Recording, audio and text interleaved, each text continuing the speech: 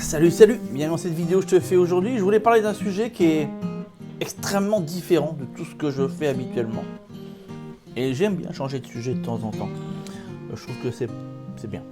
Je voulais te parler de quelque chose qui, à mon avis, va, parmi ceux qui vont écouter cette vidéo, vont peut-être fortement les intéresser.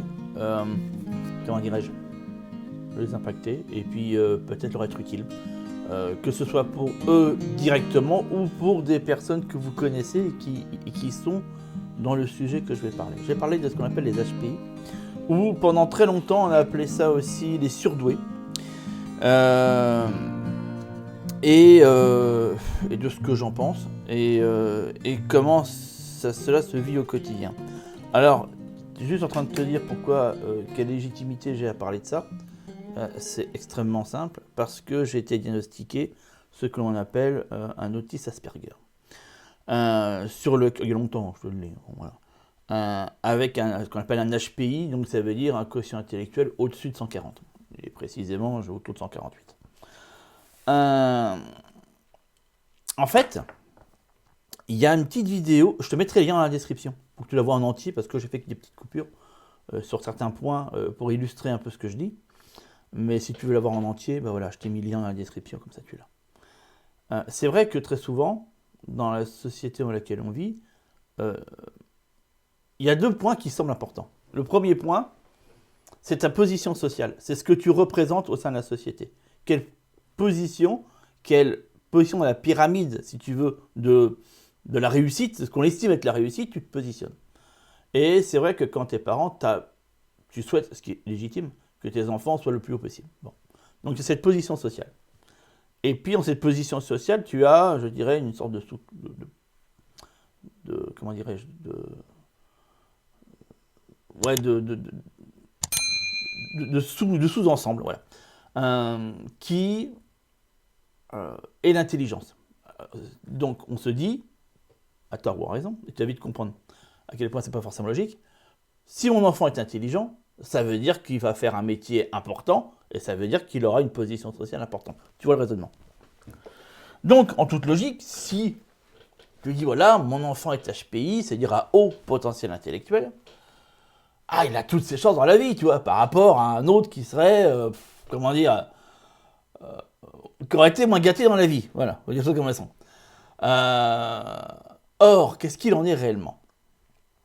Et c'est à ça que je voulais faire allusion, parce que, pour moi, j'estime aujourd'hui, surtout dans la société dans laquelle nous sommes aujourd'hui en 2024, surtout, je pense que c'est une malédiction, en fait.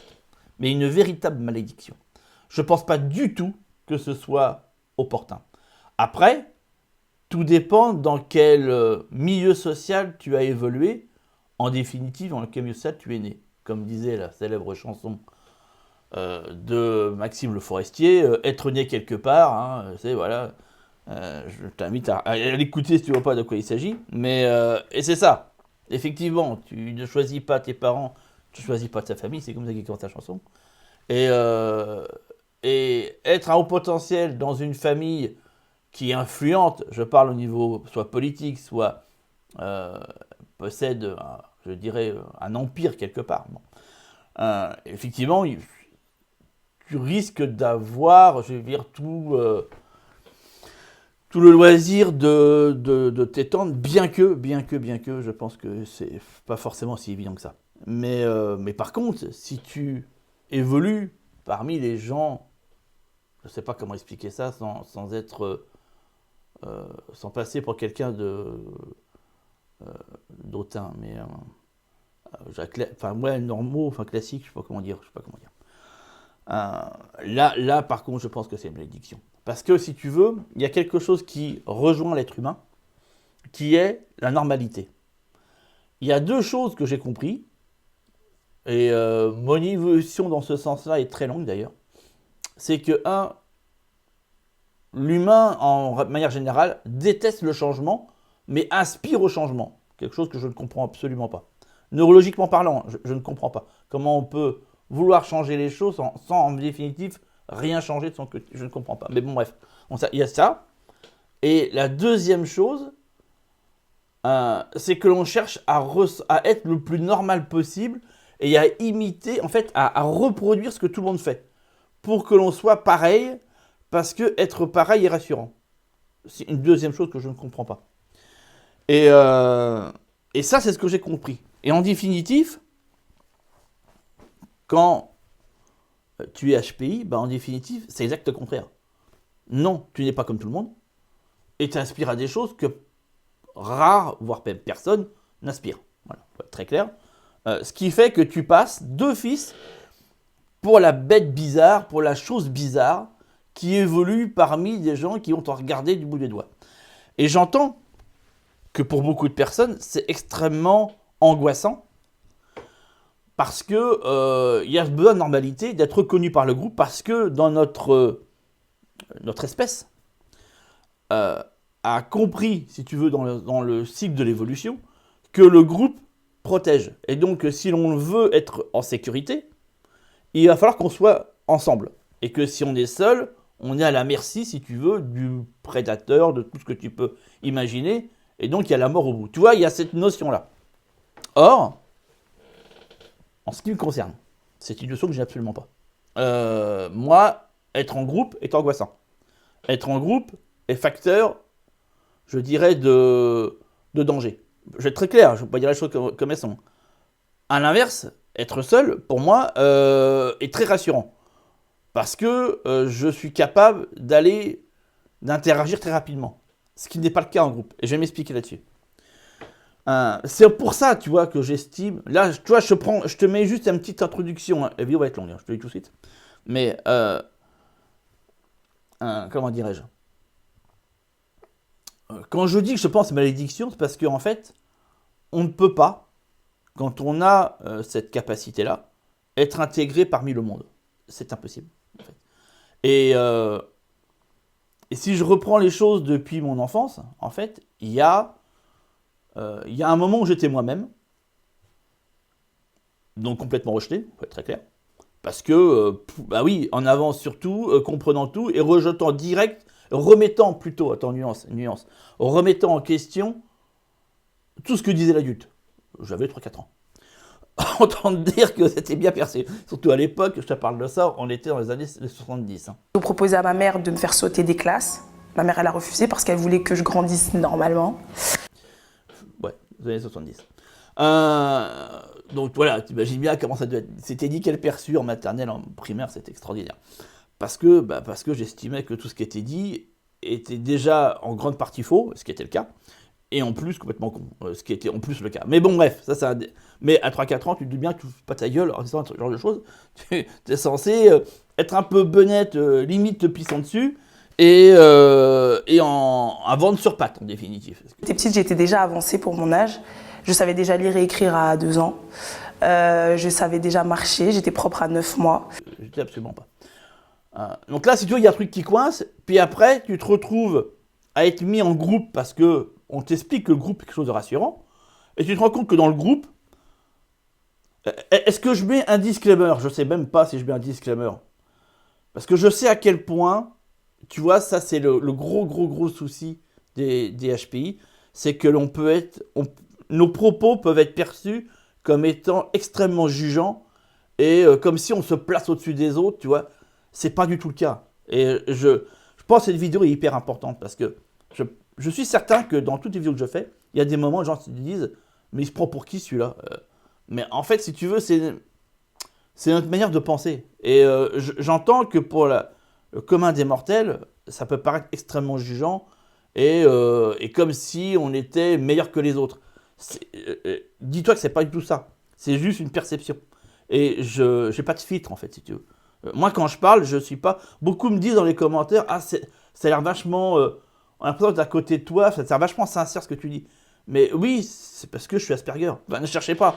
Dans un monde hypocrite dans lequel on est, où tout le monde s'invente un rôle, moi, je suis pas capable d'inventer un rôle. Et je t'explique de ça, parce que c'est un truc que j'ai tenté de faire comme tout le monde. Et ça marche pas. Bon. Donc, à un moment donné, tu arrêtes de t'inventer un rôle, puis tu es toi-même. Et donc, quand tu es toi-même, ça paraît tellement différent du reste du monde que ça... T'as un marqueur, tu vois, t'as un marqueur qui fait, on se dit, wow, ah ouais, ah c'est rare, bah oui, mais c'est normal, tu comprends, bon.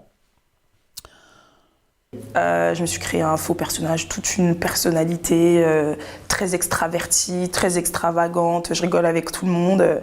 Je suis bête, entre guillemets, c'est-à-dire que je faisais exprès de sécher les cours. J'allais plus en cours, je faisais exprès de rater les contrôles. Je me souviens, en seconde, j'avais 2 de moyenne en maths parce qu'il fallait pas que je passe pour quelqu'un de trop intelligente. Donc forcément, quand t'es petit, le marqueur, il est là. Et donc du coup, les autres, ils te voient, ils comprennent pas qu'est-ce que tu fais, et ils se disent, oh, c'est quoi ce gars-là, et donc ils te jettent, tu vois. Ah oui, parce que... Et puis toi, quand tu t'es au sein d'un groupe où tu te dis, ah ouais, d'accord, ils en sont là, oh putain, ah ouais, non, ça va pas le faire en fait. Et parce que tu te rends compte qu'eux, ils sont en train de se manger leur crotte de nez, alors que toi, t'es en train de te demander comment fonctionne l'univers. Tu vois ce que je veux dire? Il y a un putain de problème, et ça passe pas en fait. Et ça peut pas passer. Ça peut pas marcher. Et là, t'as l'adulte qui passe son temps à appeler tes parents, en l'occurrence, à leur dire c'est pas logique, gna gna, Denis il est tout seul dans la récréation, il se met pas avec les autres, il est dans son petit coin, c'est pas normal. C'est pas normal. C'est pas normal parce que l'être humain doit être ensemble, doit être rassemblé pour se protéger. Parce qu'on est, on est une espèce qui vit, qui est sociale. Et donc si toi tu n'es pas social, donc tu es antisocial, tu vois un peu, et donc tu te mets à part, et là il y a un problème, c'est pas logique. Or, pour moi c'est un moyen de défense. Et ça l'est toujours, je te rassure tout de suite. Parce que le groupe, pour moi, c'est un danger. Bah oui, j'étais avec des mômes qui bouffaient leur crotte de nez. Moi, je me dis, putain, il se passe quoi que ce soit. Je sais pas qu'est-ce qu'il... Tu vois ce que je veux dire? Enfin, c'est pas possible. J'ai de l'humour là-dedans, mais c'est pas jugeant, je te jure. Mais bon, c'est la vérité. Tu vois, je peux pas. C'est compliqué. Je peux pas. Enfin, bon, bref. Mais c'est vrai. Et là, bon, bref. Je vais pas aller trop loin parce que je sais que ça peut être très mal interprété tout ce que je vais dire là. Donc. Mais je m'en excuse. Vraiment, si c'est pris comme ça, je m'en excuse. C'est vraiment pas mon. Mais c'est vraiment pour illustrer les choses, quoi. Et le pire là-dedans, c'est que quand je m'adressais aux maîtresses, je leur disais, hein, mais comment ça se fait, ceci, cela. Et la réponse que j'avais, c'était, bon, allez, Denis, mais va t'amuser avec tes petits camarades. On ne se pose pas ce genre de questions quand on a ton âge. On ne se pose pas ce genre de questions quand on a ton âge. Moi, je lui dis, ah ouais. Et on se pose quoi comme question? Visiblement aucune. Mais bon, visiblement aucune. Donc il fallait que j'aille à mes petits camarades faire ce qu'ils faisaient, ce que je trouvais complètement... en fait, que je trouvais complètement inintéressant, si tu veux. Enfin, bon, voilà. Et donc, il y a un moment donné où tu te dis, l'adulte me renvoie des trucs, en disant ça va pas. Les autres se disent, oh putain, c'est quoi cette étrangeté? Et toi, tu fais... il y a un moment donné, tu sais, tu comprends. Donc, t'arrives cette période, et ça, c'est en primaire, pratiquement fin primaire, début de collège. Clairement collège. Où tu dis, ok, je vais arrêter d'être moi-même, en fait, puis je vais essayer de m'intégrer aux autres. Puis je vais essayer de comprendre comment les autres fonctionnent. Et ça a été un apprentissage de 20 ans. Pendant 20 ans, j'ai essayé de comprendre comment fonctionnait mon espèce, en définitive, l'être humain, en comprenant à moitié. Parce que tu te doutes bien qu'en essayant de copier, j'ai essayé de copier ce qui était en surface. Mais pas tout le modèle. Parce que le reste du modèle, je ne le comprends pas. Donc j'ai essayé de faire ce que fait quelqu'un, ça veut dire singer. C'est-à-dire que tu ne comprends pas une culture. Toi, voilà, tu es arrivé en Chine, par exemple, un exemple très simple, tu ne parles pas chinois, tu ne comprends pas la culture locale, les pratiques, les usages, les coutumes, tout ça, tu ne piges pas. Et tu vois qu'il y a des gens qui font ceci, cela. Donc tu essaies de les copier, mais tu es ridicule en définitive. Parce que les natifs, ils voient que tu essaies d'imiter un truc, mais ça sonne faux. Parce qu'il te manque tout le reste, tu comprends un peu. Mais tout le reste, pour que tu le comprennes, il faut que tu puisses le... Comment expliquer ça? Il faut que tu puisses le ressentir. Mais ça, je ne le comprenais pas. Donc, si tu veux, voilà, ça faisait singer, en fait, si tu veux. Et en même temps, ça peut être, quand tu prends de l'âge, après, les gens, ils se disent, qu'est-ce qu'il fait sous notre gueule, en fait? Tu vois, est-ce que tu comprends?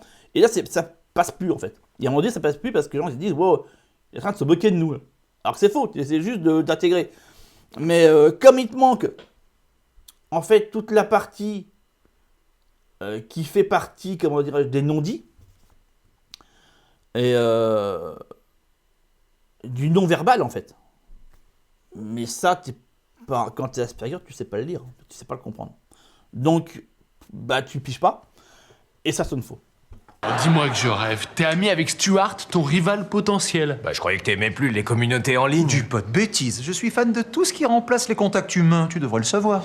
Et c'est ce qui fait que t'en arrives à être, j'ai envie de te dire, enfin, la personne qui évolue énormément, très rapidement, qui n'est pas compris par ses professeurs, parce qu'à un moment donné, ils se disent, ouais, mais pourquoi il évolue aussi vite par rapport aux autres, où tu dis, bah, je vais essayer de m'intégrer, et donc du coup, tu finis par te freiner, et tu passes de, je dirais quasiment 20 sur 20 partout, à, bah, je me tapais des 2, des 3, et clairement, tu vois, exactement comme cette personne, mais la même chose, hein, mais la même chose. Bien que, je dirais, l'HPI chez les femmes est assez différent par rapport aux hommes, mais malgré tout, il y a des similitudes.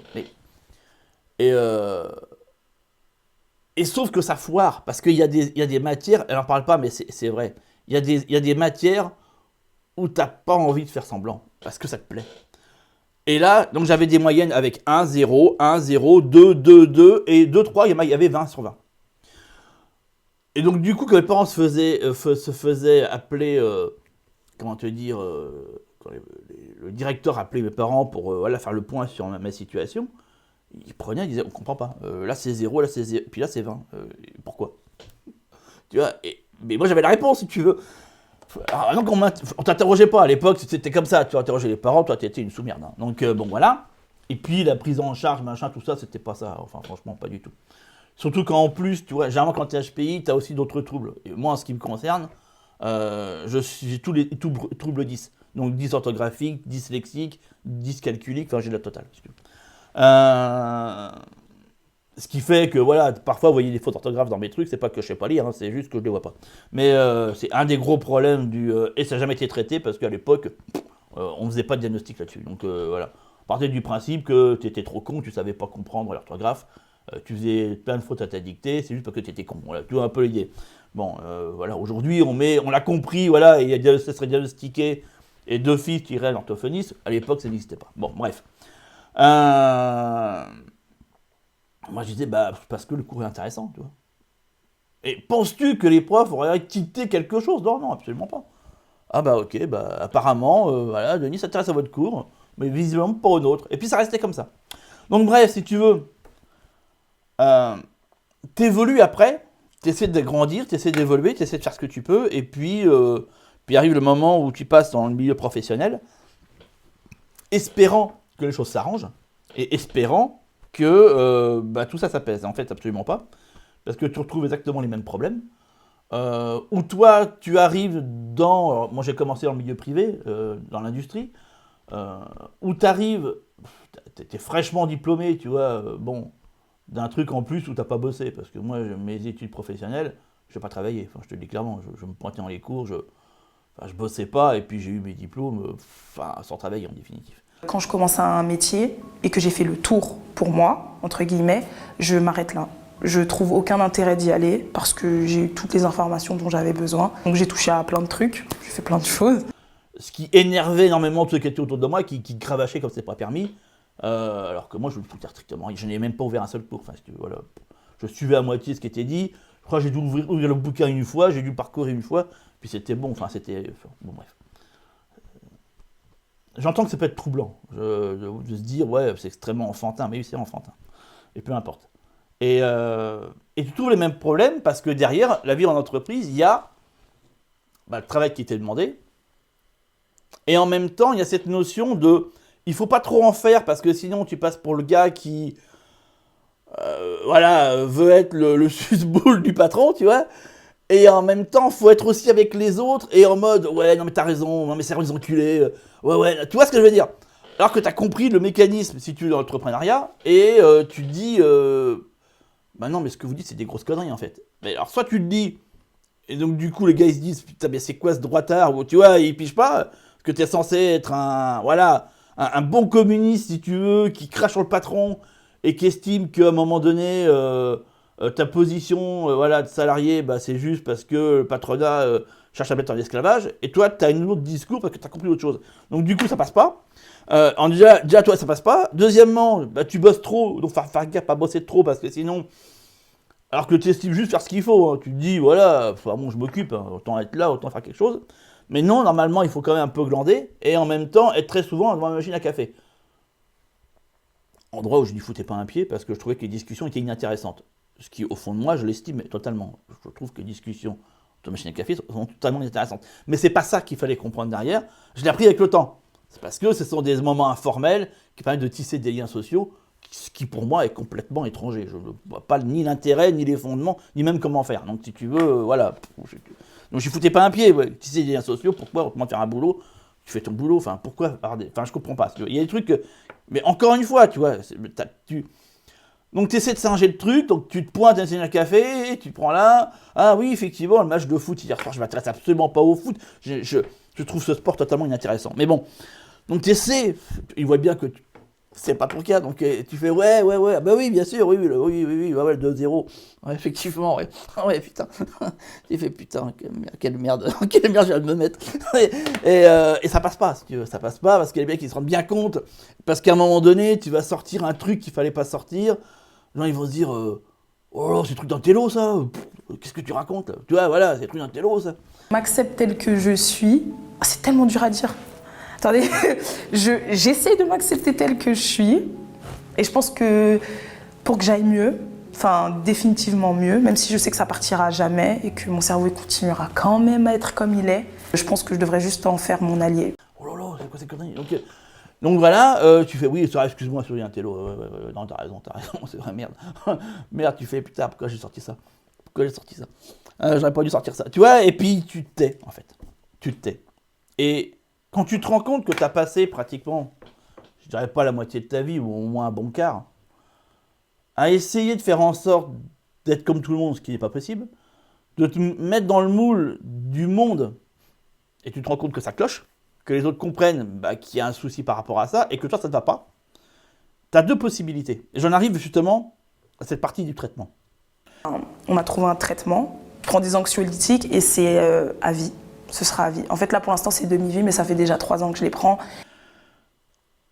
Il y a un moment donné, j'ai voulu rencontrer des personnes qui étaient aussi HPI, Asperger, machin.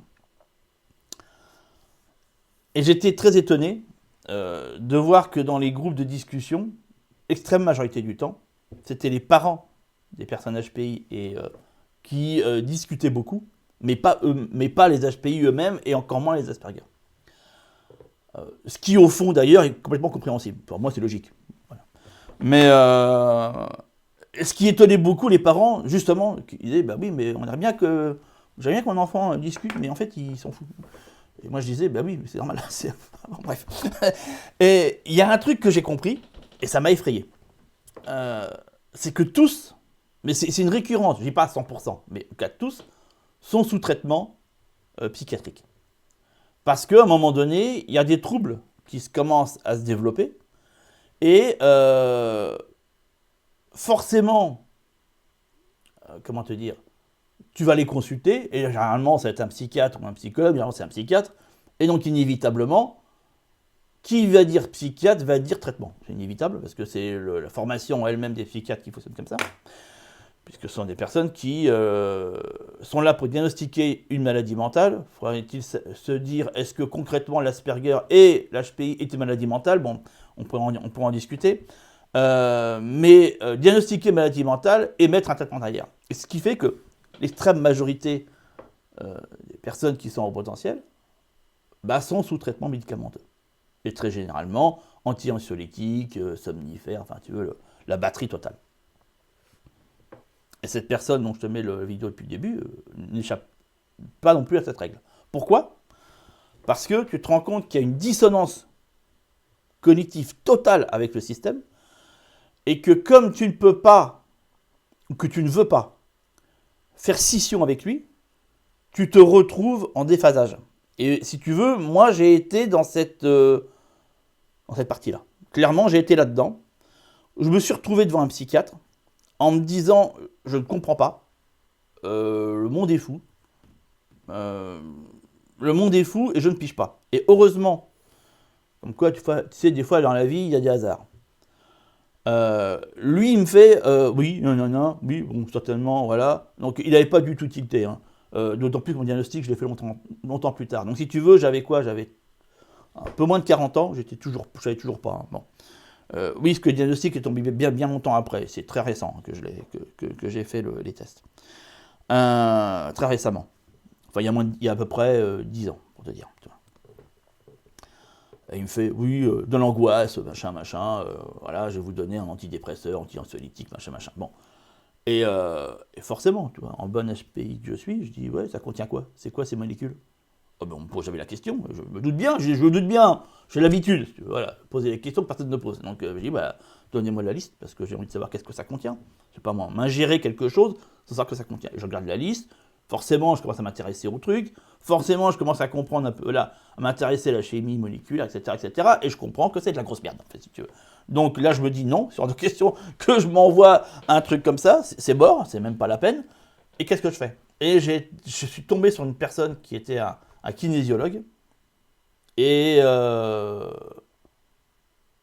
fait, le déclic vient de là. Le déclic vient de là parce que cette personne m'a dit un truc très simple, mais très simple en fait. Pourquoi tu veux t'insérer dans un monde que tu ne comprends pas? Et que de toute façon, on me dit dans ce que tu expliques, tu ne comprendras certainement jamais. Crée ton propre monde. Qu'est-ce que tu t'emmerdes? Et ça a paru tellement logique ce qu'il m'a dit là. Pour te dire, hein, toi, il y a des trucs des fois tout simples. Hein. Je me dis, mais putain, c'est complètement con. Pourquoi je suis là à vouloir absolument faire en sorte d'être assimilé quelque part dans un monde que je ne comprends pas, qui n'est pas compréhensible en définitive. Et que lui-même ne comprend pas. Donc là, il y a un blocage, si tu veux, qui finit, soit bah, effectivement, tu finis par éteindre ton cerveau. C'est ce qui se passe chez beaucoup d'HPI. On va se mettre une camisole chimique pour s'éteindre. C'est un choix. Ou pas d'ailleurs, parce que c'est choix conscient ou pas, d'accord? Ou, bah tu te dis, ok, je fais scission. Je m'extrais de ce monde, j'en fais plus partie, et je crée mon propre monde. Et là, bah déjà c'est ce qui m'a sauvé du traitement, et je dirais de toutes les, voilà, tout ce qui va autour, avec les séances chez le psychiatre, etc. Ça, c'est ce qui m'a permis de me sauver de ça. Et je vais te dire, tu sais, il y a une chanson de Johnny Hallyday qui date, hein, qui s'appelle Pour moi la vie va commencer. Je t'invite à la... Et c'est clairement ça, toi. Pour moi la vie vient juste de commencer. Enfin, bah, j'étais dans mon... Ouais, j'étais vraiment dans ce que j'aurais dû être j'aurais toujours dû avoir, en fait. Et surtout, tu vois, je t'épargne la partie professionnelle, avec tous les détails, parce que je changeais pendant un temps, si tu veux, à la fin, tous les 6 mois, je changeais de métier et de boulot, en gros. Donc si je te fais la liste de tous les métiers que je maîtrise, avec les certificats, parfois aussi les diplômes, ou une expérience avérée, soit on ne me croit pas, soit on se dit, ouais, t'es juste un racontard qui se vante, quoi, tu vois. Alors que c'est vrai, j'ai les preuves, j'ai les contrats de travail qui vont avec. Donc, j'ai fait... Parce que bah, rapidement, j'en faisais le tour. Rapidement, je me faisais chier. Et que je trouvais totalement inintéressant de passer son temps tous les jours à répéter la même chose, si tu veux, inintéressant. Et donc, à un moment donné, j'y allais pas. Voilà, ça me saoulait. Et il fallait que ça change, parce que ça me gonflait. Tout simplement parce que le modèle salarial ne me convient absolument pas. Mais tu vois, vraiment, le déclencheur, il a été là. C'était, crée ton propre monde, ok. Bah, j'ai démissionné à la fonction publique, je me suis mis à mon compte, puis j'ai commencé à développer ce que je voulais développer. Et là, si tu veux, les choses, elles se changent totalement. Je pourrais t'en parler pendant de nombreuses heures de tout ça, mais cette vidéo, elle a un sens. Déjà, si tu connais des personnes autour de toi qui ont cette particularité, je t'invite à leur partager cette vidéo. Parce que j'aimerais expliquer quelque chose. Je trouve, tu sais,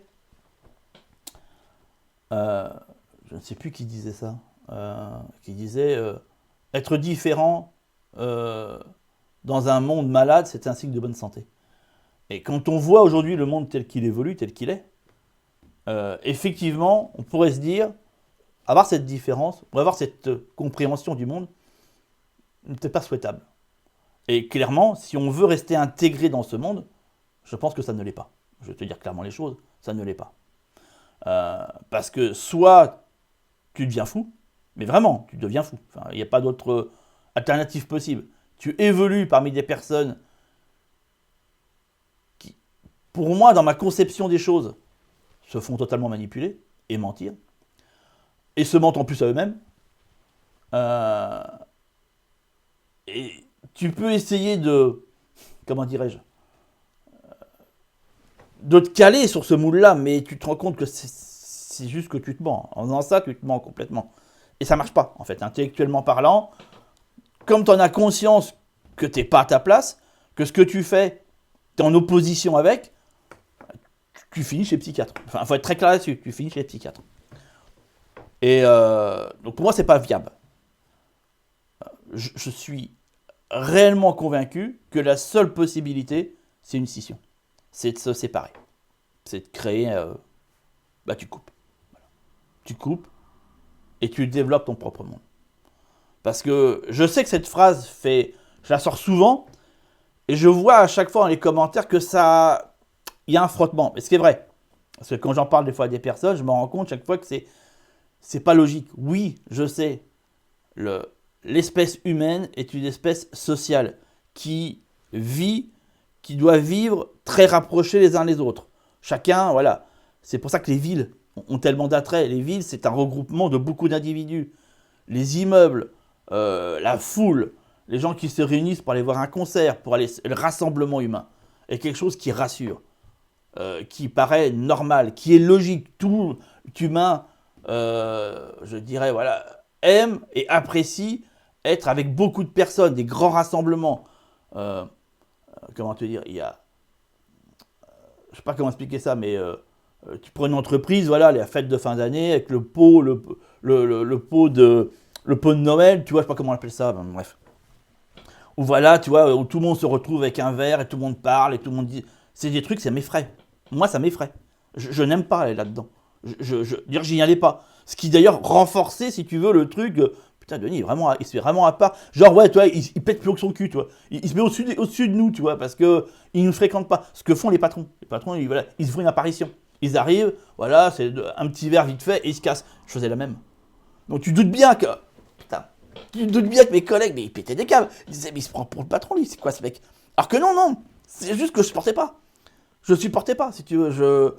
C'est dangereux. Pour moi, c'est du danger. Parce que c'est pas normal. Mais donc oui, j'entends que pour beaucoup d'humains, être ensemble et avancer ensemble est une force. Pour moi, c'est le contraire. C'est les actes contraires. C'est être seul qui est une force. Et je sais que pour beaucoup d'HPI et de... Je dirais, voilà, enfin, les HPI... Enfin, de toute façon, tous ceux qui ont un trouble d'Asperger ont un HPI, c'est lié. Faut juste comprendre, voilà, on n'est pas câblé pareil. On n'est pas câblé pareil, on n'est pas... notre programme interne n'est pas fait comme ça. Et que c'est les actes contraires. Et que, oui, c'est vrai que ça peut être effrayant pour beaucoup de personnes, en disant, ouais, mais tu t'amènes à une vie de solitude. Mais c'est pas de la solitude. Moi, je suis pas seul. Hein. Il y a des personnes avec lesquelles je collabore. Si vous voyez ces vidéos, je leur remercie de me supporter tous les jours. Parce que c'est pareil, il faut pouvoir... C'est pareil, tu vois, parce qu'on avance très vite. On est des internals insatisfaits. Enfin, moi, je suis insatisfait tout le temps de ce que je fais. On a, comment dirais-je, un objectif de performance. Enfin, ouais, on appelle ça comme ça. Qui fait qu'on ne peut pas... C'est pas qu'on ne peut pas admettre l'échec, mais on est toujours accro au-dessus. Et c'est difficile à suivre. C'est extrêmement difficile à suivre. C'est pour ça que, voilà, trouver des collaborateurs avec moi, c'est quelque chose qui a été compliqué. Parce que je les usais en 30 secondes. Voilà. Et à un moment donné, ils me disaient, c'est bon, c'est un fou celui-là. Tu vois, faut suivre, quoi. Bon, bref. J'entends que c'est pas simple, je le comprends, tu vois. Et donc, du coup, là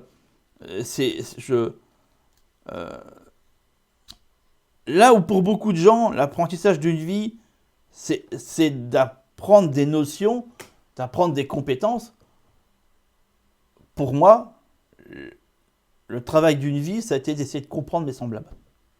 Et j'y suis toujours pas, hein. Je te le dis clairement, je n'y suis toujours pas. Je me rends compte encore aujourd'hui, j'ai 50, je vais se mettre 52 ans, quand je me retrouve de temps en temps dans un lieu où il y a du monde et qu'il faut entrer en interaction avec mes semblables, navré de dire des propos comme ça, mais je me rends compte à quel point il y a une dissonance à chaque fois, et je le dis, et ça rassure. J'en dis, ah d'accord, ok, ah ok, tu vois, parce qu'ils se disent dans le même, c'est qui se fout, quoi. Mais ah non, d'accord, ok, ah oui, car t'es Asperger, ok. C'est genre, ouf, ça va, on est rassuré. Je me rends compte que ça rassure, donc maintenant je le dis. Voilà, ça me fait chier parce que, si tu veux, j'ai pas envie d'être... que ce soit le, comment dirais-je, l'élément premier qui apparaisse, tu vois. Non, ça devrait pas être comme ça, mais bon. Mais on le voit que je suis pas à l'aise, et on le voit que... Enfin, je sais pas si tu connais la série Big Bang Theory. Tu vois, il y a un acteur dedans qui s'appelle Sheldon Cooper. Bah, voilà, tu prends la série, tu regardes, si tu connais pas, regarde un peu quelques épisodes, bah c'est moi. Mais ça m'a fait marrer, quand on me l'a fait découvrir, on m'a dit, tiens, regarde, t'es en série. Je fais, non, tu déconnes, putain, j'ai regardé, je fais, merde, putain, mais c'est trop bon en fait. Mais, parce que là, vous me voyez en vidéo, vous m'avez pas au quotidien, je vous jure. Vous avez cette chance, vous m'avez pas au quotidien. C'est Sheldon Cooper.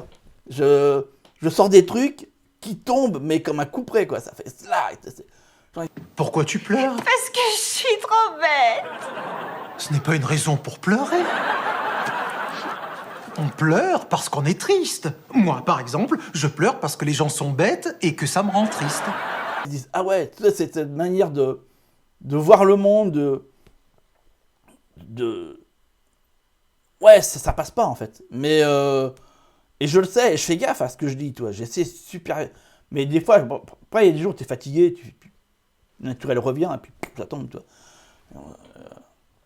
Il y a un épisode dans lequel il doit commander et ça va pas parce que c'est pas la place habituelle dans laquelle il est, c'est pas le restaurant habituel dans lequel il va, et le menu c'est du grand n'importe quoi, mais je me vois là-dedans, où il se dit, mais non, je sais plus, c'est des nems, c'est par 3, parce qu'on est 4, et donc, du coup, enfin, mais je me vois là-dedans, putain, c'est un truc de fou, mais tu me vois pas, mais sans déconner, tu verrais au restaurant, mais putain, mais c'est... Ma femme, elle n'en peut plus, hein, quand on y va, à chaque fois, tu sais, elle le sait, hein, donc elle anticipe le truc, tu sais qu'est-ce qu'elle fait? Elle essaie de trouver le menu sur internet, et puis elle me l'envoie, la veille, pour que je puisse étudier, afin que quand on y aille, ça fasse vite, et que le serveur se dise pas, mais c'est quoi ce mec? Mais qu'est-ce qu'il fait? Et le pire, tu vois, là-dedans, c'est quand le serveur, il me dit, est-ce que je peux guider votre choix? Putain, mais ça tombe, toi. Je dis, non, c'est impossible, monsieur. Mais qu'est-ce qui vous fait envie? C'est pas une question d'envie. C'est dingue, ça. On te dit, est-ce que vous voulez manger du poisson ou de la viande? Mais la question, elle est même pas là, en fait. Elle se pose pas là. Comment peut-on poser une question comme ça? Enfin, c'est juste dingue, si tu veux. Et non, moi, un menu, je le dissèque. C'est la relation des ingrédients par rapport à la quantité, par rapport au prix, par rapport à la notion dans laquelle c'est. Et ce que j'adore, c'est quand il y a la photo du plat. Et c'est très rare. Parce qu'au moins, je vois à quoi c'est fait. Je vois la présentation. Je vois qu'est-ce qu'il y a dedans. Quand il y a marqué, je sais pas, tu vois, plat de pâtes, machin, pâtes. Ok, mais combien il y a de pâtes? Comment on s'est mis? Est-ce qu'il y a d'autres choses autour? J'en sais rien, en fait. Et c'est pas possible. Ça me saoule. Et donc, du coup, je passe du temps. Pourquoi? Parce que je suis en train d'observer toute la salle, d'observer tous les plats qui sont servis, pour essayer de comprendre, dans ce qui est marqué dans le menu, à quoi ça correspond dans les plats qui sont servis. Et c'est ça que ça me prend un temps de dingue, parce que des fois, il y a un truc qui m'intéresse, mais je ne le vois pas sur les tables. Donc j'attends qu'il arrive. Pas si tu vois le truc. Mais c'est ça ma life, tu vois. C'est ça, non-stop. Et je me doute, pour quelqu'un qui partage ma vie, c'est... Enfin, faut être accroché, hein, je te le dis. Faut être vraiment accroché. Je suis conscient de ça. Faut être vraiment, mais vraiment accroché. Parce que là, je te fais une anecdote, mais amène ça sur H24, hein, en fait, sur tout d'ailleurs. Sur l'intégralité de tout. Quand je dois acheter quelque chose, je te fais une étude comparative, mais globale, totale. Pour la moindre connerie, si tu veux, pour la moindre connerie que je dois aller acheter, je dois étudier tout. Qu'est-ce qu'ils disent dans toutes les marques? Est-ce qu'il y a des alternatives? Quoi c'est composé? Pourquoi? Machin. Je vais te dire... c'est juste catastrophique, quoi, tu vois, pour le moindre truc. Et si j'ai un pote qui me dit, Oh, tiens, je dois changer d'ordinateur. Attends, je m'en charge. Il fait, non, c'est pas la peine, c'est pas la peine. Parce qu'il sait à quoi il s'engage en me disant, ah ouais, si tu veux, tu peux me conseiller. Il le sait, il faut pas. Il faut pas, tu vois, parce que, ah non, mais je passe tout en vue. Tout en vue, jusqu'au mode, tu vois, au programme d'exploitation principal. Et quand j'arrive dans une boutique, genre, je dois aller acheter un ordinateur, tu m'amènes dans, je sais pas, dans un magasin, genre Darty, un truc, mais laisse tomber. Mais le vendeur, il se relaie, hein, parce que je les use, mais pourquoi tu me dis que ça, c'est mieux que ça? Qu'est-ce qui justifie ton... Mais laisse tomber. Je sais, je suis insupportable, hein, Mais c'est comme ça, si tu veux. Pour moi, l'achat coûte... Enfin, acheter sur un coup de tête, je sais que beaucoup de gens fonctionnent comme ça. Ils vont finir par coup de cœur. Mais pour moi, c'est inconcevable. Tu peux pas, c'est inconcevable. Enfin, c'est pas possible. Toi, il y a des trucs, c'est pas possible pour moi. T'achètes pas sur un coup de cœur, mais qu'est-ce que ça veut dire d'ailleurs? Mais non, c'est... Un achat, il est réfléchi, il est analysé, il est comparé. Enfin, sinon, c'est pas possible. Enfin, si tu veux, c'est la fin du monde. Non, il y a un truc qui va pas, tu vois. C'est des trucs comme ça, tu vois. Bref, voilà. Pour moi, le seul moyen, c'est une scission. C'est une scission, et tu sais que tu peux pas te couper totalement et franchement du monde, que par moment, tu es obligé, et je pèse mes mots, tu es obligé d'être en interaction avec d'autres personnes. L'objectif est que cette interaction soit le plus courte possible, soit les moins longue possible. Parce que c'est fatigant pour les deux parties, hein, je te le dis. C'est fatigant pour moi, parce que j'essaie de faire comprendre à la personne ce que je suis en train d'expliquer. Je perçois, parce qu'on me le dit, hein, parce que le non-verbal, je ne le comprends pas. Donc, je perçois qu'elle est complètement paumée. C'est quoi ce fou, en fait? Qu'est-ce qu'il est en train de me demander? Et donc, du coup, il faut que j'adapte, en fait. Je suradapte perpétuellement. Enfin, donc, c'est fatigant aussi. C'est fatigant pour moi de devoir me dire, ah oui, c'est vrai, c'est pas ces phrases-là qu'il faut que je dise, parce que si je dis ça, c'est compris comme ça. Alors c'est quoi qu'il faut que je dise pour que ce soit pas mal interprété ou mal compris? Ah oui, vraiment c'est ça. Et en fait, si tu veux, c'est ChatGPT. Hein. Enfin, je déconne pas. Hein. C'est ChatGPT. Parce que, est-ce que je tombe bien? Est-ce que si tu veux, le non-verbal qui a été donné, est-ce que ça correspond pile poil à la réponse que je dois donner? Est-ce qu'elles matchent ensemble? Et souvent, c'est pas le cas. Donc, je me rends compte que ça... Ah non, c'est pas la réponse qu'il fallait donner. Attends, fais voir. Est-ce que c'est cette réponse-là? Tu vois, c'est un algorithme, mon truc. Quand je dois communiquer avec quelqu'un, c'est un putain d'algorithme. Et j'espère juste qu'à chaque fois, je vais tomber sur la bonne réponse. Si tu veux. La réponse qui est validée, si tu veux. Et pour ça, il va falloir que j'ai plein de données. Donc, clairement, je réfléchis comme un ordinateur, hein, je te le dis. Parce que on va me dire quelque chose, ah machin... Je sais même pas quel exemple je peux te donner. Ah si, tiens, il y avait un gars, il m'avait dit, je sais plus pourquoi, on va pour... je sais plus exactement pourquoi, mais on va dans un magasin, machin, et le gars, il parle d'un truc, je dis oui, j'ai dit, moi, j'ai résolu le problème, voilà, j'ai une cuisinière au bois. Ah, mais c'est formidable, c'est génial. Ah, mais à l'occasion, il faudrait qu'on m'amène une photo. Et moi, je demande à ma compagne, j'ai dit, mais il me dit ça parce qu'il est vraiment intéressé ou parce que c'est une forme de politesse? Et puis, qu'est-ce que je dois répondre? Tu vois, mais t'es paumé quand tu sors. Tu vois, pour moi, ah, mais c'est génial, à l'occasion, portez-moi une photo. Moi, je prends mon agenda, je dis, ok, demain à 10h, vous êtes disponible. Parce que... Mais sérieusement, je prends au mot un truc comme ça. Pour moi, c'est sincère. Et le lendemain, tu me vois pointer avec les photos de ma cuisinière au bois. Et je passe pour un gros con. Parce qu'en fait, c'était pas ça qu'il disait. C'est genre une forme de politesse ou je sais pas, tu vois. Putain, mais c'est hard en définitive. Tu vois, elle me dit, non, voilà, c'est les relations sociales, tu comprends. Voilà, on dit ça. Mais... Ah, d'accord, ok, putain. Heureusement, tu vois. Heureusement qu'elle traduit, hein, parce que... Ah, d'accord. Et qu'est-ce que je dois répondre? Tu dois répondre, oui, bien sûr. Oui, à l'occasion, bien sûr. Ah, d'accord. Oui, à l'occasion, bien sûr. Tu sais pas pourquoi tu as dit ça. Tu te dis, putain, mais pourquoi il m'a sorti un truc pareil? Alors, s'il n'est pas intéressé, pourquoi tu dis ça? Enfin, tu vois, c'est étrange, en fait. C'est tellement étrange. Pourquoi dire un truc alors qu'en fait, tu le penses pas? Bah, si tu le penses, dis-le. Et si tu le penses pas, bah dis-le aussi. Enfin, c'est étrange, en fait. C'est tellement étrange. Mais voilà, tu vois, au quotidien, c'est ça. C'est ça, c'est devoir comprendre ce que l'autre personne est en train de te suggérer, mais sans vraiment te le dire, tu vois. Ouais, ok.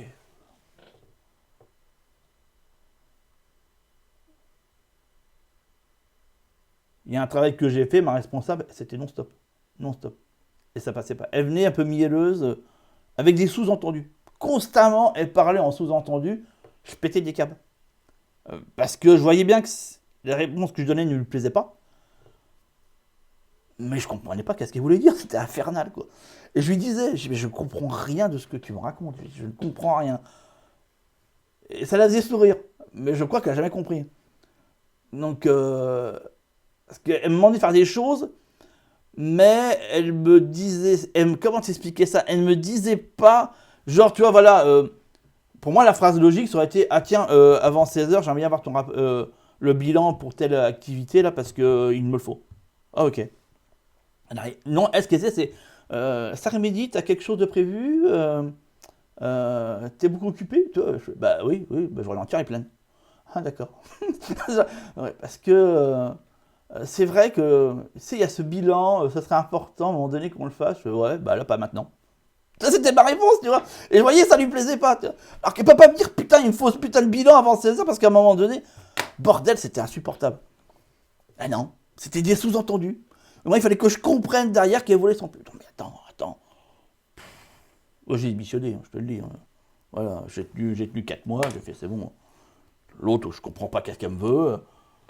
C'était insupportable, quoi. Mais voilà. Donc, si tu te reconnais dans tout ce que je viens de te dire, si ça te parle à mort, ou si tu connais quelqu'un à qui ça... Je te dis, pour moi, tu vois, après 50 ans de vie sur cette putain de planète, j'en arrive à la conclusion que parce que franchement, moi, je suis bien dans ma vie. Hein. Je suis pépère, je suis tranquille. Franchement, je kiffe. Hein. Là, tu sais, comme disent les jeunes, là, ouais, je kiffe ma life. Oui, moi, je kiffe ma life. Hein. Sans déconner, je change plus rien. Je change plus rien. Enfin, moi, ça va. Il y a des jours avec, des jours sans, comme tout le monde. Hein. Mais je suis bien, je suis nickel. Je suis arrivé plus ou moins où je voulais. Bon. Mais après, j'ai des niveaux d'engagement assez élevés. Donc, bon, tu te doutes bien que, voilà. Je pense que sur mon lit de mort, je serai encore insatisfait de ma vie. Mais si je reste objectif, non, franchement, ma vie, je suis tranquille. Enfin, je suis content, quoi. Globalement, je suis content. Ouais. Donc pour moi, la solution, c'est la scission, on cherche pas. Faut couper. Faut couper et créer son propre monde. Alors ouais, c'est angoissant parce que tu te dis, ça veut dire que je vais me priver de ci, me priver de ça. Ouais, ça veut dire ça. Ah, ça veut dire ça, je te le dis clairement, ça veut dire ça. Mais y a-t-il d'autres alternatives? Bah ouais, foutu une camisole chimique, moi c'était mort. C'était hors de question que je fasse ça. C'était hors de question. Inenvisageable. Je refusais catégoriquement d'aller là-dedans. Voilà quoi. Voilà qu'est-ce que je peux en dire. N'hésite pas en commentaire. Voilà. Ouais, n'hésite pas en commentaire. Et à me dire qu'est-ce que tu penses de tout ça. Mais je trouve que c'était important à un moment donné de faire une vidéo là-dessus. Qui permet d'expliquer plein de trucs. Qui permet d'expliquer pourquoi je me fais souvent défoncer. Dans les commentaires quand je fais des vidéos où je donne mon point de vue sur certaines choses. Bah oui, là où la majorité des youtubeurs vont être beaucoup plus feutrés, beaucoup plus anguilles, si tu veux, moi, voilà, c'est brut de pomme, ça te sédit, c'est sorti. Parce que c'est comme ça. Voilà. Parce que pour moi, c'est normal. Je te laisse. Salut.